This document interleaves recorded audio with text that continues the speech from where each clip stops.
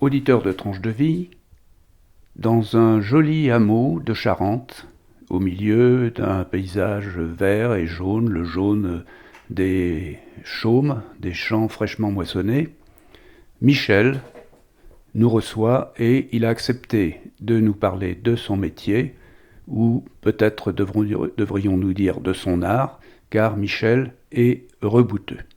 Michel, bonjour, merci d'avoir accepté cet entretien. Est-ce que vous pouvez dire à nos auditeurs dans quelles circonstances vous êtes devenu guérisseur, rebouteux, et comment ça s'est passé? Alors, pour tout vous dire, aujourd'hui, après une vingtaine d'années, 30 ans, voire une vingtaine d'années, 30 ans d'expérience, ça m'est venu à peu près à l'âge de 20 ans, ou l'âge d'un adolescent qui se recherche, qui n'est pas bien dans ses baskets. Il se demande qu'est-ce qu'il va faire, le métier qu'il peut faire. Étant fils d'agriculteur, étant des parents charmants, qui m'ont très bien entouré, qui m'ont très bien aidé, je me cherchais jusqu'à peu près 22, 23, 24 ans. Ayant fait des études très limitées, disons d'avoir une scolarité très limitée, je me suis toujours cherché pour savoir exactement qu'est-ce que j'aime vraiment faire. Ayant un petit handicap à l'époque, cet handicap c'était un bégaiement assez intense qui me perturbait énormément, déjà par la présence des copains, des copines et puis de tout l'environnement d'adolescents. Je me suis dit, il faut que je me fasse soigner. Comment se faire soigner? À l'époque, la médecine classique, le médecin de famille, il disait, il bégaye, il fera un cantonnier, c'est pas grave. Voilà la réflexion que nous avions à l'époque.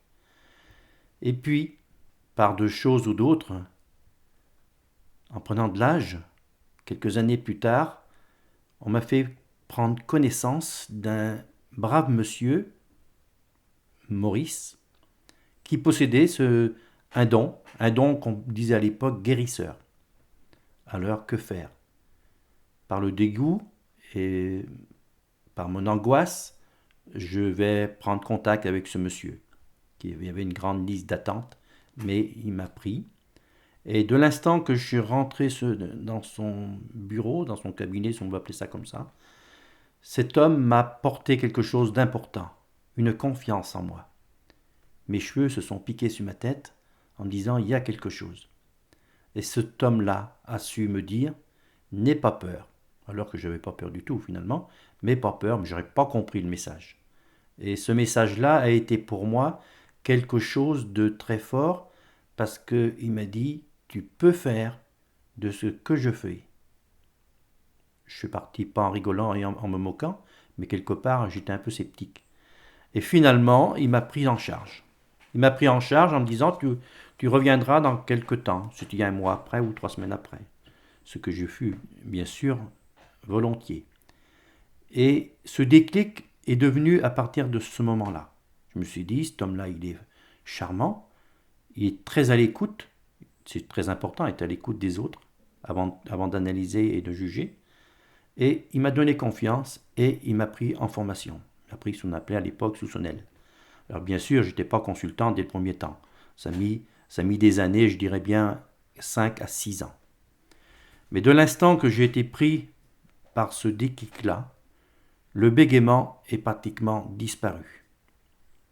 Disparu tout seul, sans aucun traitement médical en parallèle. Donc on ne peut pas dire c'est la médecine, c'est vraiment que ça. Et finalement, il n'avait pas tort. N'aie pas peur. Reste juste dans toi-même et tu n'auras pas peur. C'est ce que j'ai toujours fait à partir de ce moment-là. Alors après, bien sûr, je me suis formé avec lui. Il m'a formé comme de ce qu'il savait faire. Il m'a bien dit au départ, je te donne mon savoir et pense bien à le redonner. Alors son savoir, c'était ces trucs magiques, mais c'était son magnétisme. Son magnétisme, c'est quoi? Son magnétisme, c'est de rentrer dans le corps de l'autre par son écoute, en respectant ses différences et en l'écoutant bien et en donnant sa puissance, son énergie magnétique. Alors après, il y a plein de choses en parallèle, bien sûr, le magnétisme, le rebouteux et compagnie. Bon. Et après, je me suis dit, pourquoi? moi qui avais fait des études très courtes, parce que je n'aimais pas l'école, j'étais pas trop bien entouré non plus par rapport à ça, eh bien je me suis dit, et il m'a forcé pour l'être, je vais te faire connaissance avec des personnes qui connaissent la médecine, et tu aimeras la médecine et tu l'apprendras tout seul. Ce qui diffie, ça s'est fait. Parce que j'ai appris la médecine tout seul finalement. J'ai eu des contacts avec des médecins, j'ai eu des contacts avec des infirmières, et j'en ai tous les jours. Et, et j'apprends sur Internet aujourd'hui, et j'apprends toujours, même à 60 ans, j'apprends encore sur des livres. Donc il n'avait pas tort, on apprend quand on veut, il n'y a pas d'âge. Aujourd'hui, donc je me suis donc installé chez moi. Ce pauvre Maurice est décédé, bien sûr, par l'âge, il y a quelques années. Aujourd'hui, je suis seul, bien sûr, à pratiquer, mais je pratique sans aucune gêne, sans aucune crainte, tout le temps au mieux de moi-même, avec les performances que je peux avoir. Tout simplement, déclaré auprès des services fiscaux il y a une quinzaine d'années, 15-20 ans maintenant, pour être à jour avec mes cotisations, de façon que personne puisse dire il est charlatan, il travaille au black ou ce qu'on voudra, c'est travailler honnêtement.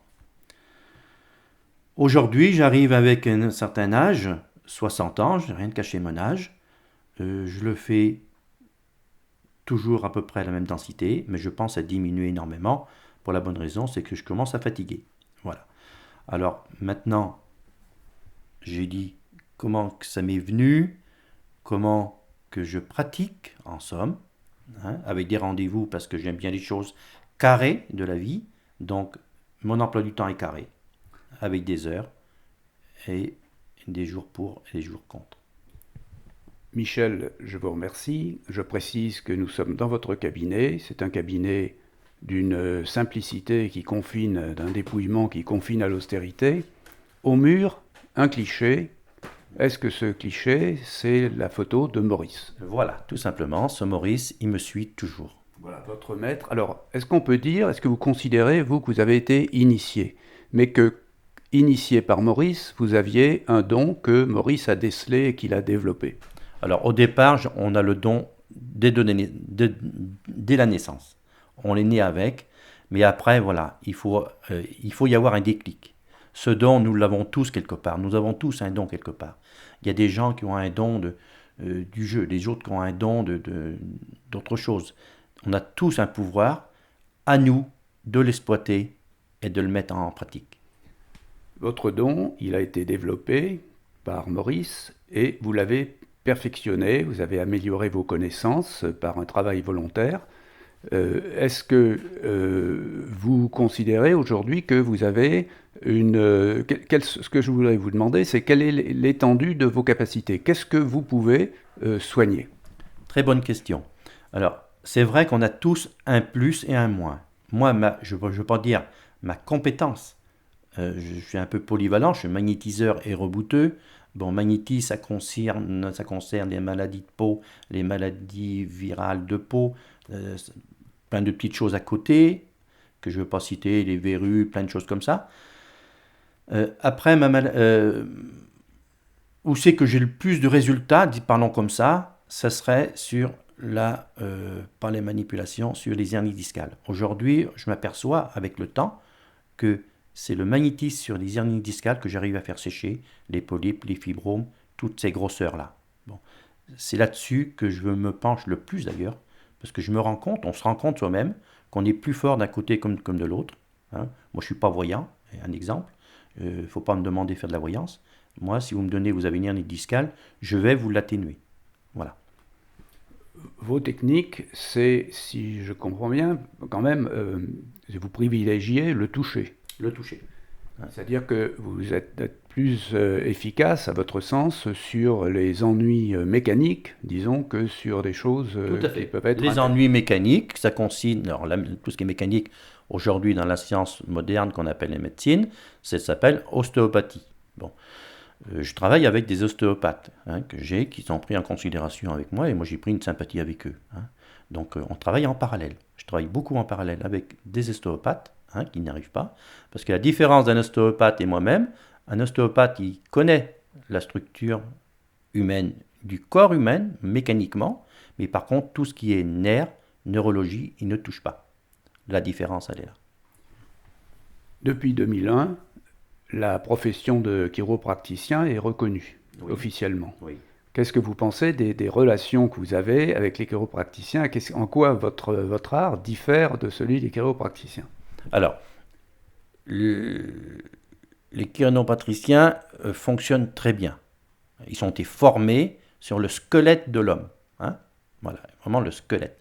Après, tout ce qui, je répète ce qu'il vient de dire d'ailleurs, tout ce qui est neurologie, nerf sciatique, curalgique, nerf pudendal et tous ces nerfs-là, même d'une simple cheville, ils n'y arrivent pas. Ils n'y arrivent pas. Les 3 ostéopathes, un dans la Vienne, un dans Haute-Vienne et l'autre dans Charente, hein, dans lequel moi j'envoie quand je ne veux pas le faire, j'envoie chez eux sans aucune crainte. Eux par contre m'envoient quand ils voient qu'il y a quelque chose qu'ils ne peuvent pas, ils me les envoient. On fait un échange, vraiment. Et de la part des praticiens qui ont acquis à traiter ce que vous appeliez tout ce qui est de l'ordre de traitement par le magnétisme, les verrues, les choses comme ça, est-ce que aussi vous recevez des patients qui vous sont envoyés par les médecins officiels? Alors, j'ai des médecins qui m'envoient, alors dans quelle pathologie? Dans simple pathologie, les médecins qui m'en envoient, je ne citerai pas les noms, c'est pour des zonas, entre autres. Les zonas, de l'eczéma, des verrues, ça j'en ai énormément. C'est-à-dire que vous êtes apte à ce qu'on appelle couper le feu. Couper le feu, enlever les verrues, alors ça je fais ça tous les jours. De l'eczéma c'est courant, c'est pratiquement tous les jours. On fait des maladies de peau couramment. Alors c'est souvent les médecins généralistes que je connais même pas, parce que bon, c'est des personnes que je n'ai pas vues, mais c'est par Léon dit, quoi, tout simplement. On a dit que celui-là il soigne, ben vous allez le voir. Voilà. Vous nous avez dit que vous considériez vraiment avoir développé votre pratique comme une sorte de profession à plein temps depuis une quinzaine d'années. Oui. Est-ce que, au terme de ces 15 ans, vous êtes occupé vraiment à plein temps, et est-ce que vous avez une clientèle très diversifiée? Est-ce que vous pouvez nous dire quelques mots de votre clientèle? Alors au niveau clientèle, pour tout vous dire, c'est comme dans tout domaine. 15 ans, c'est pas long. 15-20 ans à peu près que je le fais vraiment bien, que je me suis consacré à ça. Au bout de 20 ans, il y en a qui ne sont plus de ce monde. Mais oui, on vieillit tous, on partira tous. Mais la clientèle est beaucoup plus renouvelée. Aujourd'hui, quand j'ai commencé, pour tout vous dire, il y a 20 ans, celui qui m'a formé, Maurice, je disais, c'est pas agréable ton métier, parce qu'on voit que des vieux. Les vieux, c'est pas trop agréable. Quand tu as 25-30 ans, tu vas voir des jeunes. C'est logique. Et finalement, aujourd'hui, je m'aperçois que je dirais plus de la moitié des personnes qui passent ici, c'est des personnes qui sont jeunes.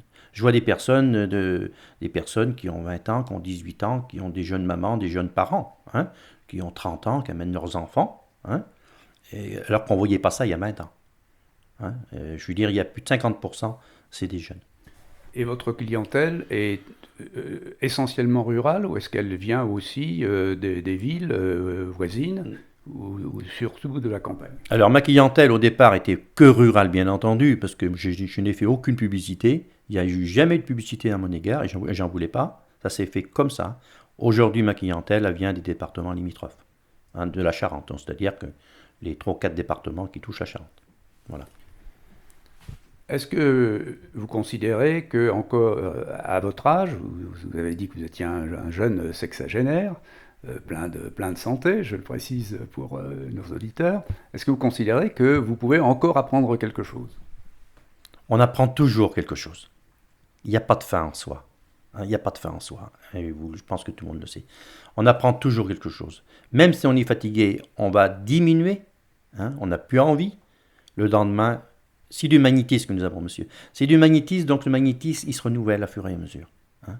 Prendre des vacances, pour moi, c'est bien pour une semaine, même pas une semaine. Je déborde de magnétisme, je suis obligé d'en donner. Donc finalement, on veut toujours savoir le pourquoi du comment, même quand on ne réussit pas dans la vie. Pourquoi j'ai pas réussi à soigner? Parce que moi, c'est pour des soins. Les autres, c'est pour du travail différent. Celui qui aime son boulot, il veut toujours aller jusqu'au maximum de ses capacités. Mais est-ce que vous considérez que vous exercez un métier fatigant en dehors du nombre de clients que vous avez à traiter? Oui. Parce qu'on dit souvent que l'exercice du magnétisme, c'est quelque chose qui peut devenir très fatigant. Hein. C'est très épuisant. C'est très épuisant, faut le dire. Hein. C'est-à-dire que je n'ai plus l'énergie aujourd'hui, à mon âge, je n'ai plus l'énergie qu'il y a 10 ans. Hein, je veux dire, on diminue très vite. À partir, il y a 2-3 ans déjà que je diminue très vite. On diminue. Faut accepter aussi ça. On diminue. C'est-à-dire qu'on en fait moins. Voilà, on est obligé d'en faire moins. Le service que vous rendez aux autres, est-ce que vous considérez que l'empathie envers vos patients est quelque chose d'essentiel?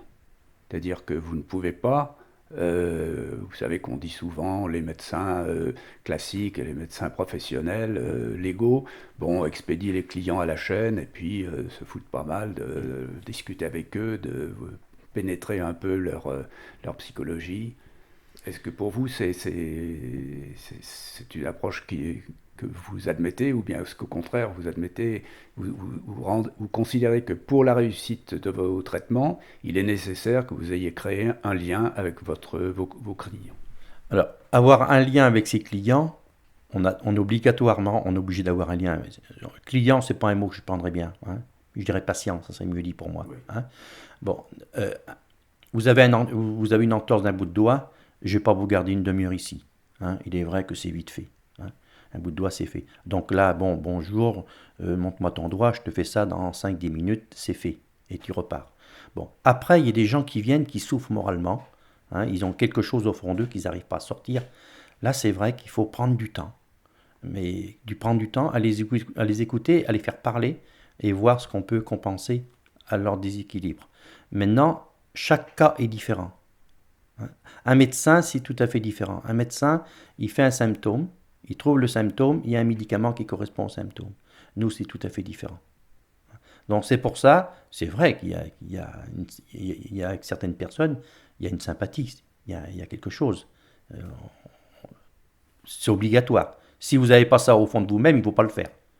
Parce que sinon, si vous faites ça au sens contraire du terme, ça veut dire que vous faites ça en s'en foutant. Il y a un malaise qui est très répandu aujourd'hui, dont beaucoup de gens se plaignent, c'est le stress. Alors est-ce que des gens viennent vous voir uniquement pour soigner leur stress, ou bien est-ce qu'en les soignant pour autre chose, vous vous rendez compte que s'ils vont mal, c'est parce qu'ils sont stressés et que c'est là-dessus qu'il faut appuyer? Oui, alors le stress, on sait bien tous aujourd'hui que le stress est un peu la maladie en général de beaucoup de personnes, des jeunes d'ailleurs, hein, il n'y a pas que des personnes âgées. Alors le stress, vous allez me dire comment je soigne le stress. Il y a plusieurs méthodes d'y pallier. On ne soigne pas le même stress d'une personne par rapport à l'autre. Il y en a qui sont stressés parce qu'ils ont vraiment une grosse cause à effet au fond du cœur qui les blesse, qui les mâche, que ça n'arrive pas à sortir, hein, et que moi je ne pourrais pas y remédier. Hein. Il y a l'autre qui est différent, qui est stressé d'origine, hein, qui a des gènes de stress au fond de lui, qui est très angoissé. Alors celui-là, on peut l'aider. C'est-à-dire qu'on va lui ramener des ondes positives, parce qu'il se trouve dans un taux de négativité, on va le charger par le magnétisme, en ondes, hein, parce que ça se calcule en ondes, et automatiquement on va l'aider. Hein. Mais c'est vrai que celui qui vient vous voir, qui subit un deuil, qui subit quelque chose d'important pour lui, même si on lui redonne confiance, ça va être plus compliqué. Alors après, il y a l'homéopathie qui peut venir, la phytothérapie bien choisie, qui apporte un sacré soulagement aussi. Hein, je ne suis pas tout seul. J'ai aussi l'aide de l'homéopathie et de la phytothérapie. Alors précisément, c'est une question que je voulais vous poser et vous l'avez un peu anticipé. Est-ce que vous avez des relations avec d'autres représentants de ce qu'on va appeler d'une manière générale les médecines parallèles? Oui, il y a environ une dizaine d'années, certains responsables de laboratoires, que je ne vais pas citer, bien sûr, deux entre autres, parce que j'ai choisi quand même des laboratoires sérieux à ma connaissance, avec un suivi. Et là, ces laboratoires nous envoient à peu près une fois par trimestre le représentant qui nous forme aussi quelque part. Il nous forme, nous dit tel produit a telle maladie, telle pathologie ou autre. Donc on est quand même suivi par des laboratoires. Alors là, vous parlez de phytothérapie, et éventuellement homéopathie. Et homéopathie, hein, parce que vous savez bien que la phytothérapie, on peut la transformer en homéopathie. Alors, à côté de ça, est-ce que vous avez des relations aussi avec des contacts ou des relations de travail avec d'autres guérisseurs de la région ou du reste de la France ou éventuellement de l'étranger, ou des représentants d'autres branches des médecines parallèles? Non. Alors, pour mon compte personnel, j'ai des relations avec certains collègues, 2 ou 3 collègues que j'ai à droite autour de moi, des collègues à qui j'envoie quand j'ai trop de patients, quand je ne peux plus y arriver. Ça arrive, il y a des moments que j'en ai vraiment trop, je ne peux plus le faire. Donc, j'envoie chez certaines personnes qui sont aussi forts que moi, aussi bons que moi pour des zonas, entre autres, hein, des maladies comme ça. Et ben, je les appelle, donc je leur donne leur nom et les patients appellent chez eux. Quand j'arrive, parce que ça m'arrive des moments que je ne peux plus fournir, que je ne fournis pas.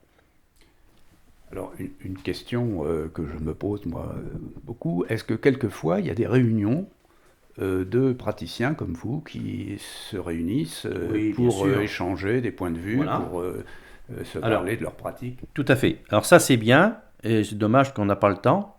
C'est à peu près une fois par an, il y a quelques 4-5 ans que je le fais.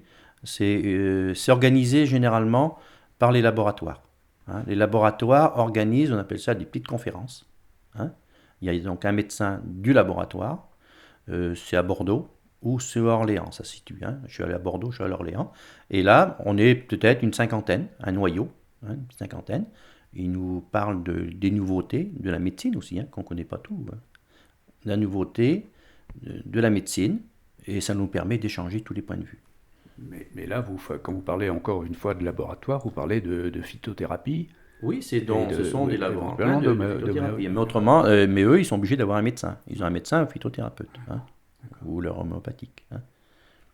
Michel, je sais que votre temps est compté. Avant de nous séparer, est-ce que vous pourriez dire à nos auditeurs si vous avez d'autres passions que celle de guérir les personnes qui viennent vous voir? Alors, autre chose qui m'a beaucoup plu dans mon temps, dans mon temps de pratique, malheureusement le temps je ne l'ai pas assez parce que je ne suis pas assez libre, c'était la recherche de l'eau. J'ai toujours aimé faire la recherche de l'eau et je l'ai fait pendant, ça fait 3 ans que j'ai arrêté de le faire parce que ma santé ne le permet plus. Je recherchais l'eau pour un foreur. Voilà, ce foreur, qui avait que le matériel, lui, côté matériel, il cherchait donc quelqu'un qui trouvait de l'eau, absolument, pour pas faire un trou pour rien. Et donc, il m'avait choisi. Je l'ai fait pendant 15 ans. Je trouvais en moyenne par an, je lui faisais forer en moyenne par an entre 40 et 50 forages qu'il faisait faire. Et là, je suis arrêté il y a 5 ans parce qu'on s'est rendu compte que quand je cherchais l'eau sur le terrain, ça me faisait monter ma tension et ma tension était après infernale. Donc, pour me protéger, j'ai dit maintenant j'arrête ça. Là, on rejoint le problème de la fatigue du guérisseur qu'on évoquait tout à l'heure. Ouais. Alors, sur les 40 ou 50 forages que vous faisiez faire chaque année, Ouais. vous aviez un succès Alors, le succès pour les forages était environ de 80-85%. Hein, 8 sur 10 à peu près, il y avait l'eau. Les autres, soit c'était des cavernes, hein, les cavernes, ça fait le même effet magnétique, hein, soit des cavernes, ou soit c'était des trous secs.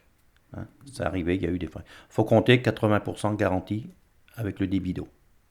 Ouais. Et cette recherche, vous la faisiez avec les techniques traditionnelles, c'est-à-dire Alors, la première technique, c'était pas le patient, la personne qui voulait forer venait chez moi, venait ici, dans mon bureau, avec une carte, et en me demandant s'il y avait de l'eau sur son terrain. Déjà, sur la carte, je trouvais l'eau ici, chez moi. Une simple carte routière suffisait? Une simple carte routière, pourvu que j'ai le nord, le sud, l'est et l'ouest de la parcelle de terrain. Je vous dis, monsieur, l'eau passe là, les courants passent là, ils se croisent à cet endroit-là, et si vous voulez percer, vous avez l'eau ici à peu près à telle profondeur. Maintenant, le jour que vous serez prêt à percer, il faudra aller sur les lieux. Des fois, à 50 cm près, 1 mètre près, on peut se tromper. Voilà. Mais toujours, les recherches se sont faites sur un papier, sur une carte. Au départ. Ouais. Mais après, vous allez ce qu'on appelle la radiesthésie. D'accord. Et après, vous alliez sur le terrain? Et après, je vais sur le terrain. Toujours avec le pendule ou avec le pendule ou seulement une simple baguette, ça me suffisait. Voilà. D'autres passions? Non. Non. Passion, non. Ça me passionne énormément. Encore. La nature peut-être, puisque là vous vivez dans un bel La nature me environnement, passionne, dans mais un bel environnement rural. un peu moins maintenant. Un peu moins maintenant. Hein. Maintenant, je veux me poser. Je voudrais me poser.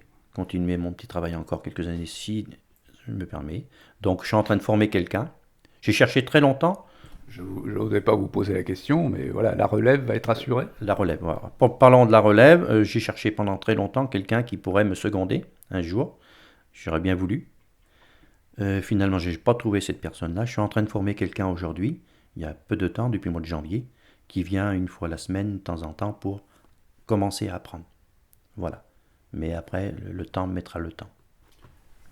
Est-ce que c'est indiscret de vous demander si c'est un homme ou une femme? Alors là, c'est une femme qui connaît un peu la médecine, parce qu'elle est infirmière, hein, et elle voudrait vraiment laisser son métier d'infirmière pour prendre cette médecine-là. Vous êtes convaincu que les femmes peuvent pratiquer l'art que vous pratiquez aussi bien que les hommes? Tout pareil. Tout pareil, il y a des femmes qui sont très fortes dans le même, qui ont de l'énergie, qui ont une passion, qui ont de l'énergie, autant que les hommes. Sur cette considération pleine d'optimisme en ce qui concerne la parité, nous allons nous quitter. Je vous remercie beaucoup d'avoir répondu à nos questions et je vous remercie beaucoup au nom de nos auditeurs. Voilà, ben moi je vous remercie également de m'avoir voulu bien écouter, m'écouter.